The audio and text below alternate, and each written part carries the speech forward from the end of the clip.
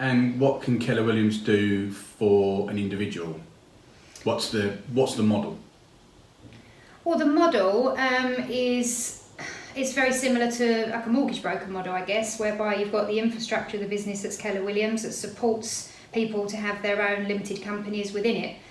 So it supports business owners, but I guess the main thing is that they're there to help build bigger and better businesses. So they partner with the agents to help them to obviously have the most successful businesses that they can have. And so you've just mentioned business about 3 times in that piece. So a lot of people think this is a self-employed model. Is this self-employed or is this business ownership? Oh, it's business ownership, definitely. Actually, I didn't know that there was much difference between the two until quite recently, but there definitely is. No, it's about sitting with you, understanding what the plan is, what it is that you want to achieve from it personally, from your own business, and then us obviously putting a transition plan in place to help and support to reach those goals and go beyond, hopefully. But you know, it depends on the individual though. It's important to point that out because obviously some people will want, everybody wants something different from it, and obviously some people might just want it as a bit of an extra wage coming in to support, or they might want to build a big empire. So it really depends on what the individual wants. So it can be used for anybody. And is it just the estate agency as the business? I'm enjoying my tea at the same time as this. Say that again. Is this only for agents, or is this for other people? If so, what sectors are more inclined to be right for this type of model? I'd say it's for just about anybody, really. I mean, Keller is the largest and best training company in the world. They just happen to do real estate. So it's about working with business owners, as I said, to have better businesses. So we can teach anybody what they need to know to be great at real estate.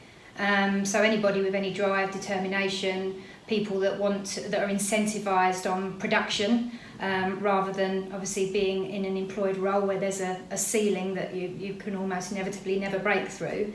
I mean, there's certain sectors that certainly will be more suited to this. I mentioned the mortgage broker model at the very start of it. It's very similar. Mortgage brokers will absolutely get this, and we'll see how obviously the Keller model can help to power their business, create a self-sustaining lead generation model for them, definitely. So when there's a synergy between the estate agency industry, it obviously gives you a bit of an advantage, but not one where you can't overcome it. Exactly. It just comes down to training, doesn't it? Exactly. Yeah, which is what we do.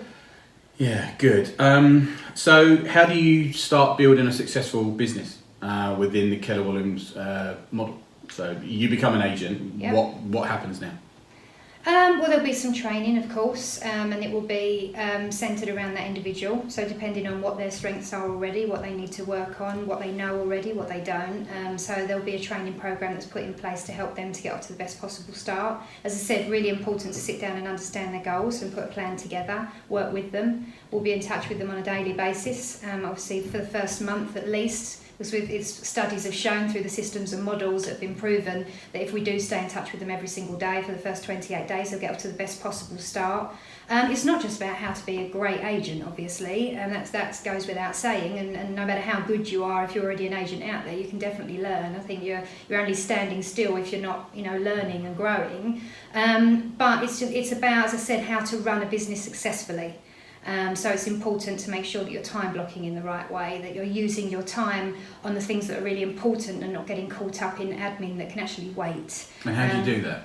It's leveraging with people around you that know and love you, that actually can do bits and pieces for you, doing it late at night or early in the morning, making sure that you're using your time out there and lead generating for yourself when you know you're going to get through to people. It's just liaising with us and us helping you with the systems and models that we know have been proven. Goal setting is obviously important. Yes, as well. This is something that we do right at the beginning. Mm-hmm. So we will sit down with the agent, and we've already done this. We've already onboarded obviously a number of agents. Yeah. So we will help them build their own story as to the big why, as to why they're doing this. Yeah. And also what their goals are and how they get there. And there's models again to enable them to know how to get there. It's then down to them. Yeah. With our support to actually achieve it. Yeah, of course. Yeah, I mean, as I said, everybody's got a different goal, and that's why it's really important for us to understand that, and then we can help them by putting the plan in place to show them how.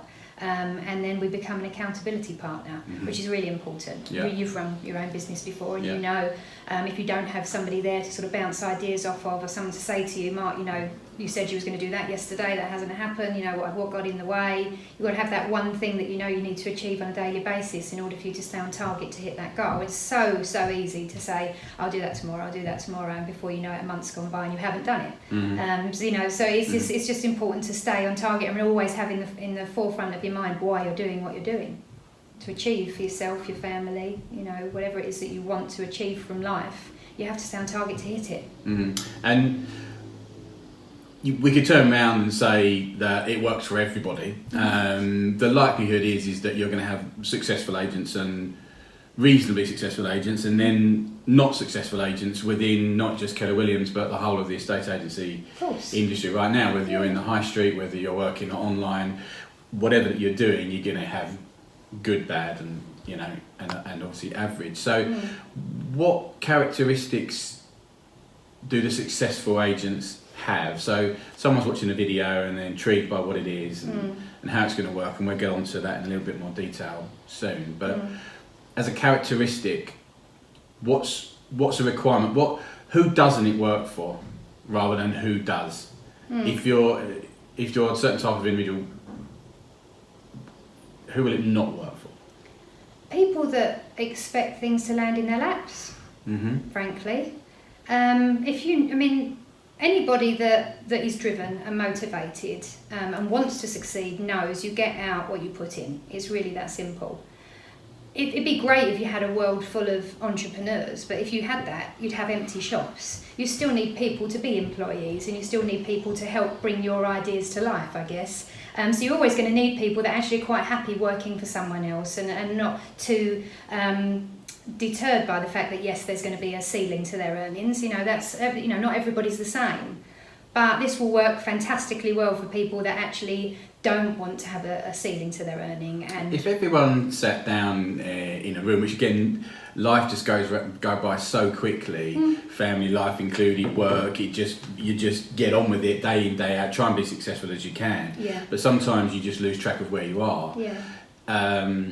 So I feel, and the people that we've seen so far, is that when you get people in a room and you turn around and you say, what's your big why? Why are you doing this? Are you happy with what you're doing on a day-to-day basis? A lot of people would actually say no, and they don't realise until they've been asked to actually document it, and then they suddenly go, actually, if I was to define my life again between now and the end of my life, without getting too dark about it, but what do I want to achieve? You know, we're only here once. You know, it goes by pretty quick. You know, personally, I want that flexibility and you know, to be able to choose how I work, when I work. I work all the time anyway, but that's just me. Choice. That's my choice. I can't help it. But you know, others, you know, would want that flexibility around lots of different factors around their life. Yeah. And a lot of people don't realise that until they actually sit down with, say, you and Hannah, who do that onboarding and that first part of the training. I don't think many people have ever been asked that question, and in fact, a couple of people have said that to me, like no one's ever asked me that before. Because we get so busy living, we forget to actually have a life. And that's just like that is, as you say, it's just life. It's just normal. You get most people, I think, if they're already in this industry, and I ask them how they got into it, most people fell into it. I don't think there's many people that said, yeah, I grew up wanting to be an estate agent. It turns out that way. I didn't. No. I didn't. For 10 years, I just wouldn't admit I was. No. I think that's a bit sad though within the industry as a whole, is that the industry isn't looked upon by the public as being a great industry to be in. You know, we all kind of, you know, don't really want to say we're agents. We say we're property experts and things. That's because the model doesn't allow you to provide phenomenal service, but this model does. Okay, why? Because it's all about the agent. So the agent is getting a majority of the fee because they're the business owner. How much do they get? Anything between 63% and 90%. So some of our best agents, I would say, once you've capped, so you've driven a certain amount of money into the market centre, once you've done that, you then keep the full 90% of the fee. 10% always goes to Keller Williams in the US and growth share. So it's 63% up until, obviously, you've capped. And our best agents are capping sort of within inside 6 months. So for the rest of the 6 months of the year following, then they're getting 90%. So obviously you've got the time to deliver that phenomenal service. It matters to you as well because it's your business. You want that repeat business. You want to give phenomenal service. And most of the agents that I have spoken to do want to deliver fantastic service. Absolutely. They're just bound by the risks because of the model that they're in. It's they just, don't have the time. No, of course they don't, because they're getting 4%. I spoke to somebody the other day, it said they get 4% of what the client pays. Which means they need to list as many properties as they can, sell as many as they can. It's an interesting thing, isn't it? Sometimes, someone turns around, some of the agents that we've spoken to so far turn around and go, yeah, I get 8%, and they're really proud of that. But it's giving away 92. It's brilliant, compared to some out there, and you're obviously very good at your job. Yeah, absolutely. But, what's holding you back from wanting that 92% yourself? I think it's fear. It's only fear. Ever going to be fear, because they just don't know. They don't know how they would do that alone, but that's the beauty. But if you're an agent now and you're, say, well known in your area, you're a branch manager of a successful market leading agency, let's just say. Yeah. So as a branch manager, you would probably like to think that you're reasonably well known within the area. Yeah. And reasonably good at your job, or very good at your job to get to that level. Mm-hmm. So for people like that, what's to stop them from going out and launching their business? What's, from your conversations, what's the holdback for them to do it? Well, before they sit in front of me, it's the cost. It's the fear of how much they're going to have to lay out themselves to be able to get off the ground. You mean in terms of running their own business from Keller Williams? Rightmove and Zoopla is crippling people at the moment, those individual businesses as well that are already out there that are struggling. Of course, not forgetting we can help those as well, still keeping their name above the door. But yeah, Rightmove, Zoopla costs, premises, what's that going to cost in rates as well, wages if you're going to obviously employ people, your own salary you need to take from it. There's a lot of things to consider. But obviously the Keller model takes all that away, and it takes all the barriers to entry away and enables you to run your own business within the infrastructure of it. So if you're an independent agent right now, and you've got all that in place, you've got your high street premises, you've got your Rightmove bill, you've got everything else, and you're looking at it thinking, I'd love to reduce my cost here at the moment. In a market that's, let's be honest, is quite tough at the moment. What do I do to reinvent myself? But you just said 63 and 90%. Okay, great. When I cap, I get to 90%, and that sounds good. But 63%, some people would say I'm giving away a certain amount of my percentage. So that 8% agent is.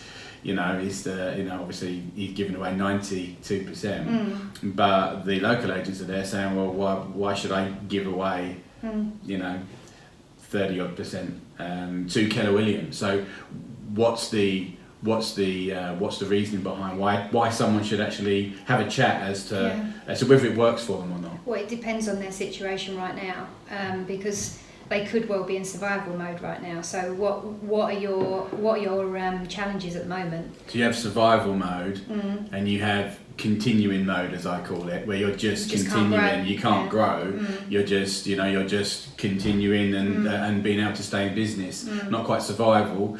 You're kind of doing okay, but you can't quite eat into that market share, the market leaders, because they've got the share. What do I do to go and get that share back? How do I compete? I think you've got to look at what you're spending. So first of all, what are you spending on marketing? What are you spending on Rightmove and Zoopla? What are you spending in wages? What are you spending on rates, etc., etc.? If you look at all of that, and then if we took that away, what that 37% that you would be paying until you get to the 90, that would more than cover it, and then it enables you to spend money on other things to help you to grow the business. Remembering as well that it's mentoring here as well. As I said, largest training company in the world. It's life skills. So you've got to have the right mindset for this. It's very, very difficult to do that if you are struggling, or if you are just plateauing and feeling like, well, I'm putting in all the hours right now. I'm working 7 days a week. I never feel like I'm getting anywhere else. well, that's where we come in to help and mentor and change that mindset to move forward. I think,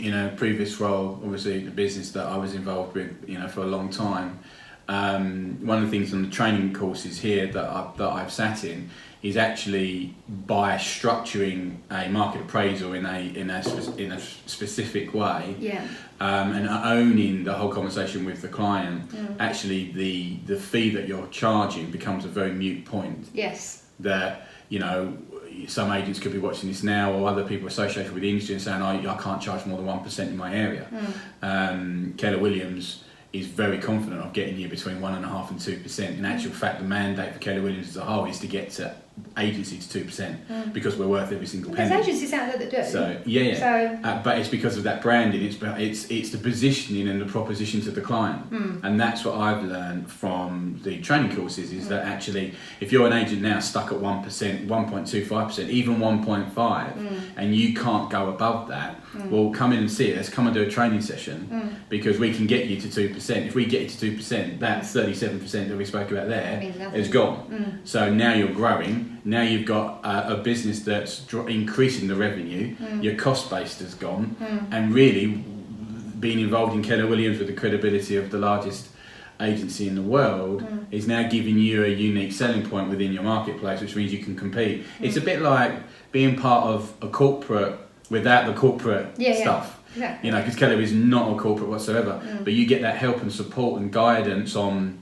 prop tech, on the prospecting tools, on the data tools, on leveraging, to be able to get you to concentrate, as you said earlier, on that 20% that's actually going to power your business, rather than looking at, and I was guilty of it, sometimes you just want to get a certain job done and it's in that 80% that's not really going to impact me today, but I just want it done anyway, and then you don't do what you're meant to do. And I think, one of the things that we do, I think, really well here within our market centre, and many of the market centres across the UK, is being able to structure the agent. He's been able to get them to do the things that are absolutely needed day by day. I'm not being driven by targets instead, because that's something to make quite clear, because I think some people, especially if they do already have their own businesses, or if they're in a corporate position right now, and one of the things they despise about being in that corporate position is having to be target driven the whole time. I've spoken to enough people that have said that, they hate the fact that, there's a week to go to the end of the month and they've got to get 2 more reductions and get 2 more exchanges over the line, or else, somebody's going to be asking lots of questions as to why, and that's unethical. In my view, it is. This is a business about integrity. It has to be a win-win for the client. It has to be a win-win for the agent. What I found interesting is that Keller Williams in their Prime Centre in London a couple of weeks ago, they actually, again, to help people getting towards that Christmas period now, they actually put on a training session of how to actually get your price reductions in the right way on the properties that actually need it. They're sitting on there and it's stagnant, they're not moving. But again, there's certain terminology and language to use to actually get a response from the client, to get them to actually understand. And that, again, is some of the stuff that I've learned, is that actually it's the very small details and the basics, like literally the words that you use to the client to get them to understand and come back to your way of thinking. Now, not all will do it, but we had agents in the room that brought their stock with them, and Keller Williams actually helped them and say, well, look, if you say this and say this is where you need to get to and the reasons why. Now you need to go back to the client and get the price reductions to get a sale agreed before now and Christmas. Gets you off to the perfect start in 2020. Otherwise, the last thing you'll do is, I'll leave that until first week of January. It's no use to the client anyway. Then it's no use to the client, and B, you're now off to a bad start in 2020. If you did it earlier, like the end of November, all of a sudden now you're giving yourself a much better chance to getting off to a great start in 2020. So I think, there's so much, we can't cover it all in this video today, but that's a little bit of a snippet, around it. Have you got some questions there that can just obviously extend on that? Some people have asked me the question that why would I risk a secure employed position? I think those two words go together very well anymore, to be honest. Secure and employed. We've seen some real big businesses fall away. We've seen some reducing the number of branches. You only have to look at Thomas Cook. They've been going since the 1800s and they've gone out of business. So, what control have you got over what's going to happen next, and look at the position that you're in now, whether you're in as a branch, as an estate agent, as a mortgage broker. Of course, a lot of mortgage brokers are going to be running out of leads soon as well. You haven't got that remortgage market that you used to have because of so many 5-year fixes have been written. You're not going to have that repeat business every 2 years. So you've got to think about, well, what am I going to do? How do I get more leads in? The only way to do that is to really generate them for yourself. Frankly, if they dry up, if a couple of the best agents in your branch suddenly left, what does that mean? What does that look like for you? As I said, it's no real answer to every single question. It's just helping people to sort of understand for themselves how much control they've actually got over the position that they're in right now. Because certainly I know, 5 years ago, the business that I was in a very different position to the one that I left. And I'm sure that there's a lot of people out there now as well that would say, yeah, the business that I'm in right now was very different 5 years ago, or even 2 years ago, or even 6 months ago. Mm-hmm. It's changing all the time. So I think it's important to think for yourself, okay, based on my own predictions, what's going to happen in the next few years in this industry? I think people talk about, and the governments have brought in rules and regulations to try to help people to get the more flexible hours when they're working. Yeah. But if we're being honest from an employed point of view, it's not really flexible. You're still having to ask, and the responses aren't always depending on the company. The hours are getting longer, 7 days a week. So it's not really. I actually believe in, 100 years' time, that I think us as people in this country and across the world will actually look back and go, can you believe people used to be employed and told what to do on a daily basis? Yeah. I genuinely believe that. Yeah, I think those days are beginning to come, and I think this is what this business enables you to do, because of the amounts of commission that you can get on each of the sale, because you get to keep it, because your costs on a monthly basis are near enough non-existent. You've got to be able to pay yourself though, right? That's one of the things to obviously say. Now, if you're already got a business and you would like to plug this into it and to have it as an extra product offering, it's perfect for you, isn't it? Absolutely. So we're seeing a massive amount of interest from mortgage brokers. A lot of mortgage brokers have come on board. Yeah. We're talking about independents on their own. We're talking about large companies with 5, 6, 7, 8, 10 brokers within their business. They've been able to use it on a reactive basis to just service their client base and not even doing any form of prospecting. So that's really interesting. But you've got to be able to back yourself. And I think if you're one of those individuals that you truly don't believe in yourself, number one, come and meet us and we'll change your mindset to get you to believe. But you've got to be able to back yourself. I think that's really, really important, isn't it? It's the number one factor, because if you do, why wouldn't you do this?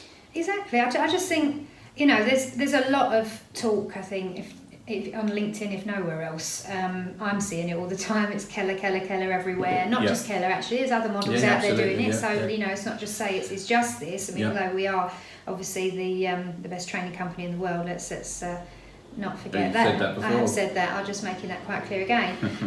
But I just think it's important to just come and understand it for yourself, and that's why it's difficult to do a Q&A as such, because it's more about understanding the person, understanding what they want to achieve from their life, and obviously from their business, and talking about how the model can help them to do that. So it's different. There's no standard questions that everybody would ask me. It's okay, well, how does this work for me? So I need to understand them. So I think it's really important to just come in and talk to us. It doesn't mean anything, it doesn't go anywhere, it's completely confidential, but just come and understand it for yourself. And if it's not right now, who knows, it might be in 6 months, a year, 2 years' time. There's no pressure for this to be something that you'd switch into right now, but just come and understand it.